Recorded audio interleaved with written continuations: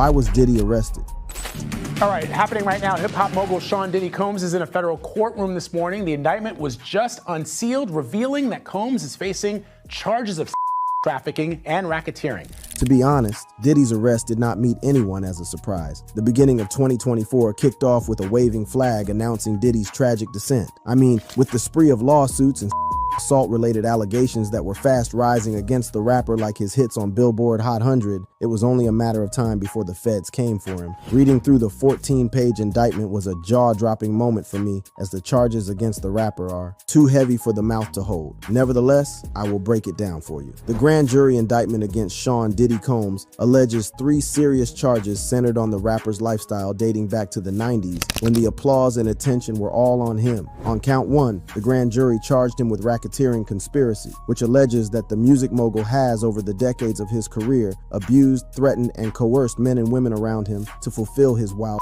desires while simultaneously protecting his reputation. Just like many other people, you might be wondering how the rapper was able to do all these extremely wicked, shockingly evil, and vile things and still appear like a saint bearing the name Love. Well, according to the indictment, to do so, Combs relied on the employees, resources, and influence of the multifaceted business empire that he led and controlled, creating a criminal enterprise whose members and associates engage in and attempted to engage in, among other crimes, trafficking, forced labor, kidnapping, arson, bribery, and obstruction of justice. Disturbingly, P. Diddy's pattern of abuse hinges on the manipulation of women and other people around him to participate in highly orchestrated performances with commercial workers, most times for his pleasure. But this is where I knew the rapper would be gone for long. The federal grand jury has tagged most of the businesses and enterprises led by Diddy as a criminal enterprise, and you know what that means, right? According to the indictment, Sean Diddy Combs and other known and unknown associates are members of a criminal enterprise called the Combs Enterprise.